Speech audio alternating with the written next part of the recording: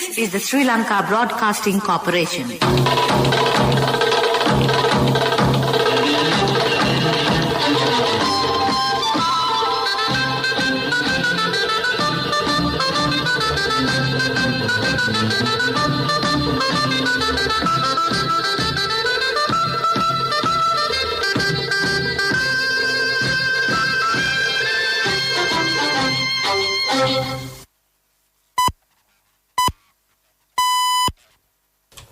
(6:15 p.m.)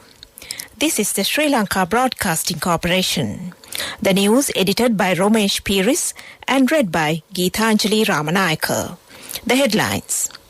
The resumption of public service at normal level from tomorrow. An accelerated drive to administer AstraZeneca's second vaccine is underway. Train and passenger bus services to run according to health rules from tomorrow. Gampha district reports highest number of COVID patients. The former President Maithripala Sirisena says closing the country and moving forward amid the COVID-19 pandemic is a difficult task. The leader of the opposition says an option of both organic and chemical fertilizer should be made available to farmers. The Central Environmental Authority to implement the first phase to ban polythene bags from next January. In news from overseas, the Myanmar military ruler extends coup with promise of elections in 2023. Sports, Tokyo Olympics, Alexander Zverev becomes the first German to win the men's singles Olympic gold medal. Local news in detail. A large percentage of the population that needs to be vaccinated against COVID-19 has now been vaccinated, covering all districts in Sri Lanka. Since the majority of public servants have also been vaccinated, the priority should be given to restore normalcy to the public service. Therefore, Secretary to the President P.B. Jayasundara has informed the Secretary to the Ministry of Public Services, Provincial Councils and Local Government, J.J. Ratnasiri, that all public servants should be called to duty as usual from tomorrow in accordance with the COVID-19 health guidelines. The Secretary to the President has also informed to revoke all circulars with regard to working from home and calling for a limited number of staff members on a rotation basis, which were earlier issued to facilitate the control of the COVID-19 virus. Sri Lanka will operate a total of 77 COVID-19 vaccination centres to administer the second dose of the AstraZeneca COVID-19 vaccine from today to the 6th of August. For the first time, the vaccination centre at the Vihara Mahadevi Park will administer vaccines 24/7. Therefore, people who are expected to obtain the second dose of the AstraZeneca COVID-19 vaccine can do so by visiting any of the 77 vaccination centres at their convenience, as all centres will be walk-in vaccination centres. However, 3 vaccination centres in Colombo by the Colombo Municipal Council and the Sri Lanka Air Force will operate under an appointment-based system. The public is requested to carry their NIC, passport and the vaccination card with them to any of these vaccination centres to obtain the second dose of the AstraZeneca vaccine. The General Manager of Railways, Dhammika Jayasundara, says that 110 train services will operate from the outer provinces and the western province from Monday. The Railway Department said 2 trains will run from Kandy to Colombo Fort and 1 train each from Beliatta, Galle, Chilau and Mahava to Colombo Fort in the morning. In addition, several other trains will run from Ramukkana, Polgahawela, Nigambo, Kochikade, Ambepussa, Avissawella, Padukka, Aludgama, Panadura and Moratua to Colombo Fort. In this manner, 55 trains will reach Colombo from the outstations in the morning and 55 trains will leave Colombo Fort to the outstations in the evening. Meanwhile, State Minister of Transport Dilum Amunugama states that inter-provincial bus and trains will be operated from today only for persons travelling on duty. Minister Amunugama said buses and trains will be operated according to normal schedules from tomorrow. Among the 2,177 COVID patients reported yesterday, the highest numbers of COVID-19 patients were identified from the Gampha district. 441 patients were reported from the district, while 119 cases were from the Colombo district and 389 cases were reported from the Kalutara district. Over 100 COVID-19 cases have been reported from Putlam, Mathura, Ratnapura and Mathale. Another 27 cases have been reported among overseas returnees. Meanwhile, the Ministry of Health says that another 1,792 patients who are being treated for COVID-19 have been discharged after completing their recovery. This increased the country's coronavirus recoveries to 278,910. Sri Lanka has thus far confirmed a total of 308,839 positive cases of COVID-19, while 25,488 patients infected with the virus are currently under medical care. The death toll due to the virus currently stands at 4,441. The former President Maithripala Sirisena says closing the country and moving forward amid the COVID-19 pandemic is a difficult task. Speaking to media, the former president said, however, resuming all services as per usual is also concerning. The former president says he believes there is nothing wrong in resuming state services while implementing health and safety policies. He noted developed nations also continued operations amid the pandemic. He added, Sri Lanka cannot close the country and move forward, while stating, however, that the prevailing risk must also be understood. The leader of the opposition, Sajith Premadasa, says an option of both organic and chemical fertilizer should be available till accustomed to organic fertilizer. Speaking during a program in Lunugahambehera, the opposition leader said the public and the farmers are at risk as a result of the government reaching decisions without a definite and methodical plan. MP Premadasa said, while a healthy lifestyle must be created in the country, it must be done in a systematic manner. This news comes to you from the Sri Lanka Broadcasting Corporation. Sri Lanka Insurance, like a father, like a mother.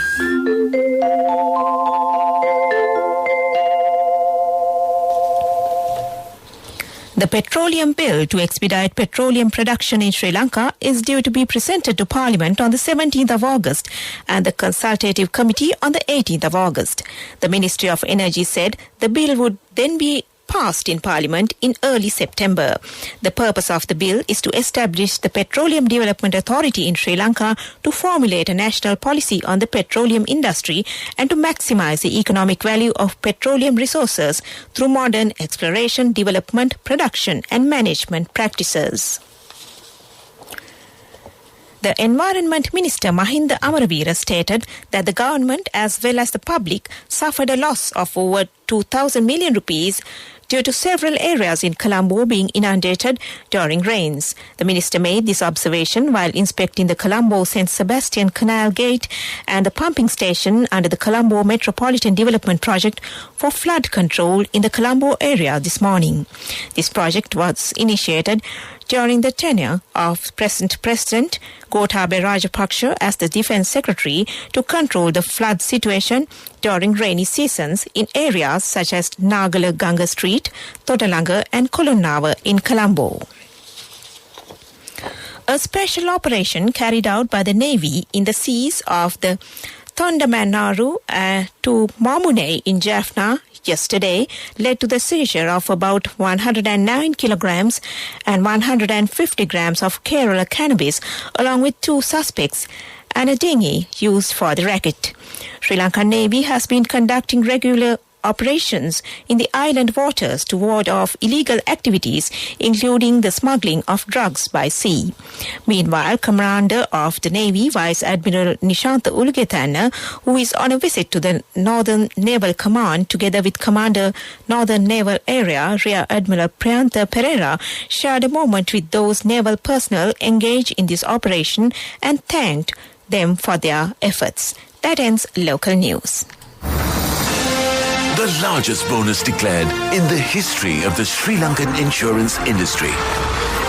Sri Lanka Insurance Grand Bonus, an unmatchable bonus of 8.6 billion rupees only for Sri Lanka Insurance life policy holders from the nation's largest insurer. Call 0112 357 357 for more details. Sri Lanka Insurance. Like a father, like a mother. The main news story is brought to you by Siddhalepa Vedamahatmya. The Minister of Environment, Mahinda Amaraveera, has issued directives to the Central Environmental Authority to implement the first phase of the decision to ban polythene bags from next January. According to the program carried out by the Ministry of Environment to reduce the use of polythene and plastic, it was proposed to ban the use of shopping bags. The first phase will be implemented from January 2022, and accordingly, plans are in place to ban all shopping bags with a width of 10 inches, depth of 5 inches and height of 16 inches or less. The Environment Minister said steps are being taken to introduce substitutes, adding, however, the ban will be implemented even if there are no alternatives. It has been revealed that over 2 billion shopping bags are used annually in Sri Lanka. That was our main news story. The main news story was brought to you by Siddhalepa Vedamahatmya.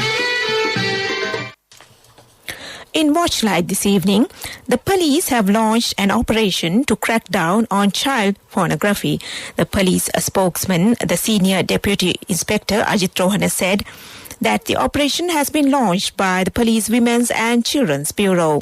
He said that investigations have been launched to detect individuals who upload pornographic images of children on the internet. The police spokesman said that a special high-tech unit has been established to monitor and detect individuals who upload pornographic images of children on the internet and also forward such images to others. That came to you in Watchlight. And moving on to a bulletin of world news, the headlines. Myanmar military ruler extends coup with promise of elections in 2023. Turkey declares disaster areas as wildfire death toll rises. The New Zealand Prime Minister formally apologizes for an immigration crackdown in the 1970s against Pacific Islanders. World news in detail now. Myanmar's junta chief says elections will be held and the state of emergency will be lifted by August 2023, extending the timeline given when the military deposed Aung San Suu Kyi 6 months ago. In a television address, junta leader Min Aung Hlaing said, "We will accomplish the provisions of the state of emergency by August 2023. He pledged to hold multi-party elections without fail. Turkish President Recep Tayyip Erdogan has declared parts of southern Turkey ravaged by wildfires as disaster areas, with the death toll from the fires rising to 6 after 2 forest workers were killed. Fires across Turkey since Wednesday have burned down forests, encroaching on villages and tourist destinations and forcing people to evacuate. President Erdogan was visiting affected areas yesterday, inspecting from a helicopter. Erdogan declared the regions affected by the forest fires disaster areas in a statement on Twitter. New Zealand's Prime Minister Jacinda Ardern has formally issued an unreserved apology for an immigration crackdown in the 1970s against Pacific Islanders. The dawn raids targeted people who overstayed their visas, deporting them to their countries of origin. They disproportionately affected Pacific Islanders, despite most visa overstayers being from the UK, Australia and South Africa. Ms. Ardern spoke at a gathering of affected families, Pacific Island dignitaries and government officials in Auckland. Back to the headlines of the world news. Myanmar military ruler extends coup with promise of elections in 2023. Turkey declares disaster areas as wildfire death toll rises. The New Zealand's Prime Minister formally apologizes for an immigration crackdown in the 1970s against Pacific Islanders. And that ends world news.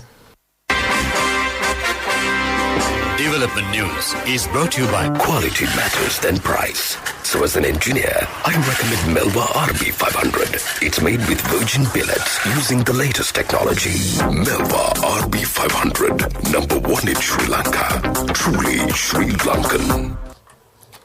In development news, the inaugural program to establish coffee export processing villages was held under the patronage of Trade Minister Dr. Bandula Gunawardena at the Nuwara District Secretariat Auditorium recently. Sri Lanka Export Development Board is implementing the program. The minister symbolically distributed 500,000 Lak Parakum coffee saplings among selected families. The program will initially target Nuwara Eliya, Kandy, Mathale, Kagala and Badula districts to produce high-quality coffee targeting the export market. The program is implemented with a target to earn $10 billion by 2025. It is also expected to launch 300 villages to produce coffee for export. That was development news. Development news was brought to you by Quality matters than price. So as an engineer, I recommend Melba RB 500. It's made with virgin billets using the latest technology. Melba RB 500. Number 1 in Sri Lanka. Truly Sri Lankan. And sports news.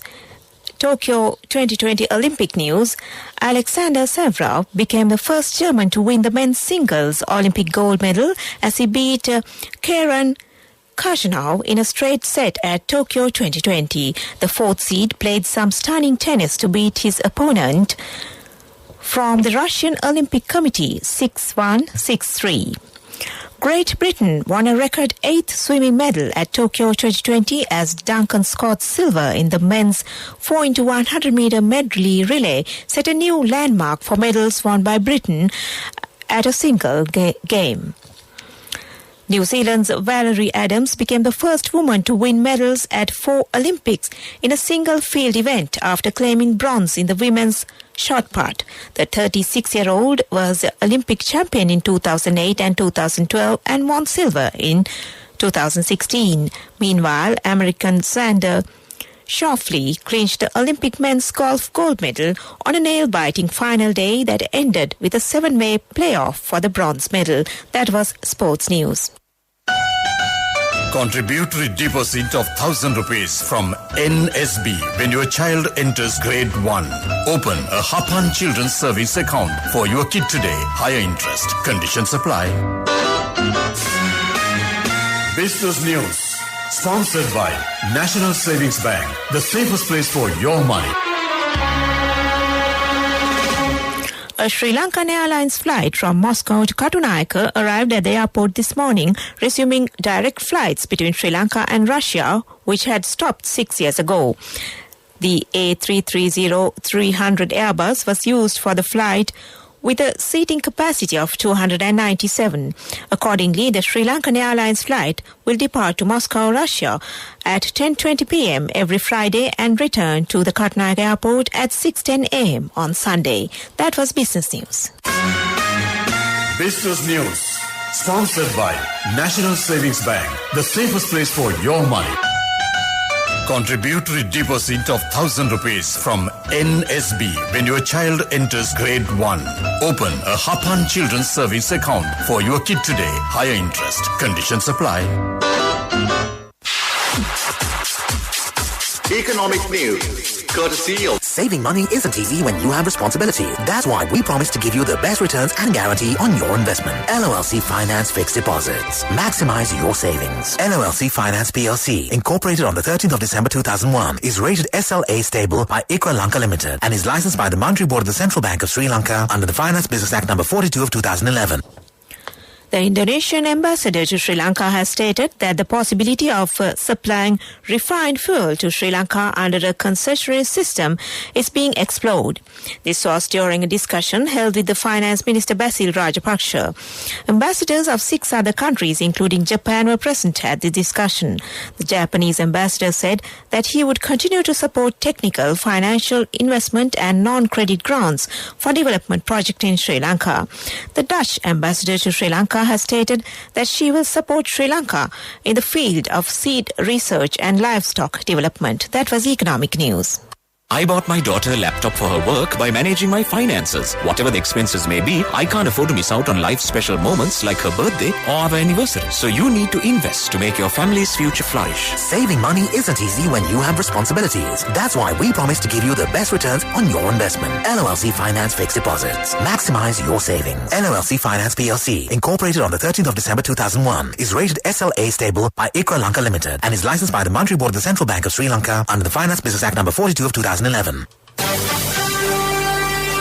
Weather report was sponsored by Dialogue, in partnership with the Ministry of Education, introduces Nanasa, a trilingual educational mobile app with video-based lessons for grade 1 to A-levels. Now your child can study with ease on your mobile with no subscription fee. In the weather report, the Meteorological Department forecasts several spells of showers to occur in the Sabragamo and Western provinces and in the Nuwara, Kandy, Galle and Mathura districts.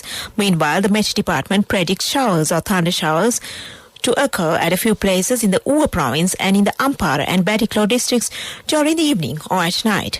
Fairly strong winds up to 40 to 50 kilometers per hour can be expected in the Hambantota district. And that was the weather report.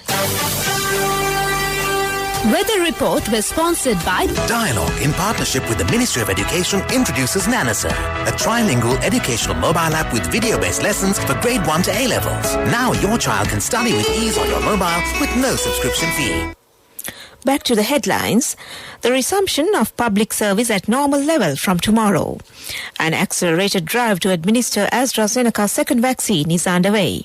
Train and passenger bus services to run according to health rules from tomorrow. Gampaha district reports highest number of COVID-19 patients. The former President Maithripala Sirisena says closing the country and moving forward amid the COVID-19 pandemic is a difficult task. The leader of the opposition says an option of both organic and chemical fertilizer should be made available to farmers. The Central Environmental Authority to implement the first phase to ban polythene bags from next January. News from overseas, the Myanmar military ruler extends coup with promise of elections in 2023. Sports news from Tokyo Olympics, Alexander Zverev becomes the first German to win the men's singles Olympic gold medal. And with that, we end this news broadcast.